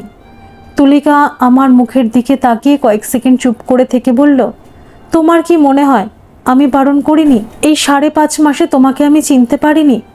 আমিও সাথে সাথে বলেছি তোমাদের জামাই কিন্তু এসব পছন্দ করে না। সে বলে অন্যের কাছ থেকে উপহার স্বরূপ কোনো জিনিস নিলে প্রত্যাশা বেড়ে যায়, যে হাতে করে নেয় সে অনেক ছোট হয়ে যায়। আমার কথা শুনে মা বৌদি প্রায় এক বাক্যেই বলেছেন, এখানে শ্যামলের ছোট বড় হওয়ার যেমন কিছু নেই, তেমনই পছন্দ অপছন্দটা এখন আর তার একার মধ্যে সীমাবদ্ধ থাকে না। ওখানে তুই আর তোর শাশুড়ি মাও তো থাকিস, তোদেরও তো ইচ্ছা অনিচ্ছার একটা গুরুত্ব তো থাকা উচিত। হ্যাঁ, এটা ঠিক, বিয়ের সময় শর্তের কারণে কিছু বাধ্যবাধকতা ছিল বলে আমাদের ক্ষমতার ইচ্ছা থাকা সত্ত্বেও তোকে এই সময় গয়না ছাড়ার কিছু দিতে পারিনি। আমরা বাবা মা না, আমাদের নিজের মেয়েকে কিছু দিতে ইচ্ছা করে না? মা আর বৌদির বলা কথাগুলো এই পর্যন্ত বলে তুলিকা আমার দিকে আরও খানিকটা এগিয়ে এসে আবার বলতে লাগলো, আমার বাড়ির লোকেদের তোমার সম্বন্ধে কি ধারণা জানো? তুলিকা একেবারে প্রায় গায়ের কাছে চলে আসাতে 1-2 বার চোখের পলক ফেলে বললাম, কি ধারণা? বলল, শ্যামল খুব ভালো ছেলে। বললাম, আমি ভালো ছেলে সেটা তোমার বাড়ির লোক আবিষ্কার করলেন কিভাবে? তুলিকা বলতে লাগলো, বিয়ের আগে নাকি আমার দাদা আর দাদার বন্ধুরা তুমি যেখানে ওঠা বসা করো সেখানে আর যতগুলো অফিসে কাজ করো সমস্ত জায়গায় গিয়ে প্রায় মাস 1.5 ধরে বিভিন্ন লোকের কাছে তোমার খবর নিয়ে দেখেছে তুমি একটু অন্য ধরনের, কথা কাজের দাম রেখার চেষ্টা করো। টাকার জোর নেই বলে যোগ্যতা থাকতেও বড় বড় কাজে হাত দাও না। তোমার ব্যবহার আর তোমার ইনোসেন্ট চেহারার জন্য সবাই তোমাকে ভালোবাসে। ঠিক সেই কারণেই যে যে অফিসে তুমি কাজ করো সেই অফিসের লোকেরাও তোমাকে সব রকমভাবে সাহায্য করে। তোমার মতো টাইপের ছেলেদের জন্য নাকি এই কন্ট্রাক্টরি লাইনটা ঠিক ছিল না, তোমার নাকি উচিত ছিল মাস্টারি করা। তাই তো তোমাকে আমার বাড়ির লোকেরা হাতছাড়া করতে চায়নি বলে বিয়ের শর্ত যা দিয়েছিলে সেই সময় সব মেনে নিয়েছিল। কথাগুলো বলে তুলিকা আমার বুকে মাথাটা রেখে বলল, এটা আমার থেকে আর বেশি কে জানে তুমি কেমন। প্রথম দিন রাতে যখন আমার ভয় করছিল তখন তোমার সহানুভূতি আর আশ্বাসে সেদিনই আমি মুগ্ধ হয়েছিলাম।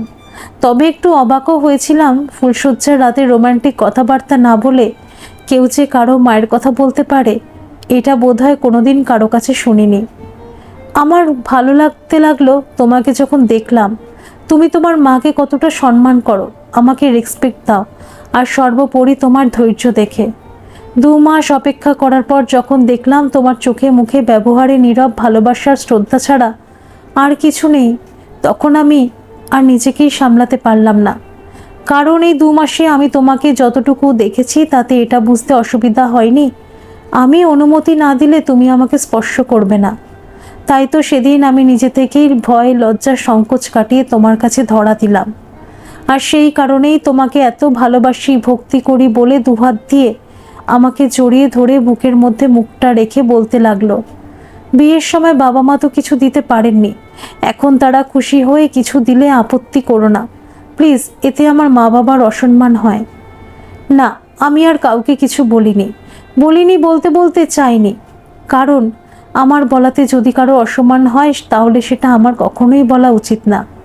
পরদিন একজন এসে ছাদের মাথায় অ্যান্টেনা লাগিয়ে মার ঘরে শাটার দেওয়া সাদা কালো ওয়েস্টার্ন টিভি সেট করে দিয়ে চলে যাওয়ার আগে বলে গেলেন, বাতাসে অ্যান্টেনা সরে গেলে ছবি ঝিরঝিরে আসবে, তখন উপরে গিয়ে শুধু অ্যান্টেনাটা ঠিক করে দেবেন, ছবি আবার কাচের মতো এসে যাবে। সন্ধ্যের দিকে যখনই বাড়ি ফিরে মায়ের ঘরে যেতাম দেখতাম দূরদর্শন চ্যানেলে হয় গান, না হয় নাচ, না হয় খবর কিংবা খেলা হচ্ছে। ভালো লাগলে কিছু সময় বসে দেখতাম, তারপর নিজের ঘরে এসে খাতাপত্র লেখালেখি করে হেডলি চেঞ্জেস সাসপেন্স থ্রিলার পড়া শুরু করেছিলাম। মাঝে মধ্যে বাড়ি আসার পথে 2-4টে সিঙ্গারা নিয়ে আসতাম। সেদিনও 4টে সিঙ্গারা নিয়ে মার ঘরে ঢুকে দেখি তুলিকার মা পাশাপাশি বসে টিভি দেখছে। সিঙ্গারার ঠোয়াটা মায়ের হাতে দিয়ে টিভির দিকে তাকিয়ে দেখি নাচ হচ্ছে। এখান থেকে চোখ সরিয়ে নিজের ঘরে চলে এলাম। ফ্রেশ হয়ে মায়ের ঘরে এসে দেখি তুলিকা সিঙ্গারাগুলো দিয়ে মুড়ি মাখছে। আমাকে দেখে বলল, রান্নাঘর থেকে 2টো বাটি নিয়ে এসো। বাটি 2টো নিতে গিয়ে দেখি স্টোভের উপর একটা সসপ্যানে জল ফুটছে। চায়ের জল মনে করে তাতে 2.5 চা চামচ চা আর 2 চামচ চিনি দিয়ে একটু নাড়িয়ে স্টোভটা নিভিয়ে একটা প্লেটে চাপা দিয়ে বাটি 2টো নিয়ে এসে তুলিকার হাতে দিয়ে বললাম, স্টোভে বোধহয় চায়ের জল চাপানো ছিল, ফুটছিল দেখে তাতে চা আর চিনি দিয়ে রেখে দিয়ে এসেছি। তুলিকা মুড়ি মাখা ফেলে বলল, স্টোভটা কি এখনো জ্বলছে? না, নিভিয়ে দিয়েছি। তবু তুলিকা আসছি বলে দ্রুত রান্নাঘরের দিকে চলে গেল। আমি মায়ের পাশে বসে টিভির খবরের দিকে চোখ রাখলাম। মিনিট 2 পর তুলিকা একটা বড় প্লেটে 3 কাপ চা সাজিয়ে নিয়ে এসে আমার আর মায়ের মাঝখানে রেখে একটা বাটিতে মুড়ি মাখা তুলে আমাকে দিল। অন্যটায় নিজে নিয়ে বাটিটায় মুড়ি মাখছিল সেই বাটিটা সমেত মার হাতে দিয়ে টিভির দিকে উল্টো করে আমাদের সামনে বসে মাকে বলল, এখন তো গরমের ছুটি চলছে, দিদিকে একদিন আসতে বলুন না। সেই বউ ভাতে 2 দিন পর উনি চলে গেলেন, 6 মাস হতে চলল, এর মধ্যে আর একদিনও আসেননি। মুড়ি মাখার চা খেতে খেতে একবার তুলিকাকে দেখছি আর একবার টিভির দিকে তাকাচ্ছি। মা বললেন, ও নিজেই মাঝে মাঝে ফোন করে তোর শ্যামলের আমার খবর নেয়। ওর বাড়িতে এখন মিস্ত্রি কাজ করছে, আসতে পারবে না, বলেছে পুজোর ছুটিতে 2 দিনের জন্য আসতে পারে ছেলে মেয়েকে নিয়ে। খানিকক্ষণ সব চুপচাপ, টিভিটা চলছে, মুড়ি মাখার চা খাওয়া প্রায় শেষ। মা আমাকে শুনিয়ে বললেন, বেলার দিকে তুলিকার দাদা এসেছিল, জামাই ষষ্ঠীর নিমন্ত্রণ করে গেছে, 2 দিন আগেই তোদের যেতে বলেছে। তুলিকা প্রায় সঙ্গে সঙ্গেই বলল, না মা, 2 দিন আগে যাব না, জামাই ষষ্ঠীর আগের দিন বিকালে যাব। মা বললেন, কেন, কোনো অসুবিধা আছে? 2 দিন আগেই তো যেতে বলেছে তোদের। তুলিকা বলল, জামাই ষষ্ঠীতে কাকা জ্যাঠার জামাইরাও সব আসেন সঙ্গে, তাদের ছেলে মেয়েরা, শোয়ার কষ্ট হবে। মা বললেন, শোয়ার কষ্ট একটু হলেও 2 দিন আগেই যাস, ভুলে যাস না এটা তোদের প্রথম জামাই ষষ্ঠী।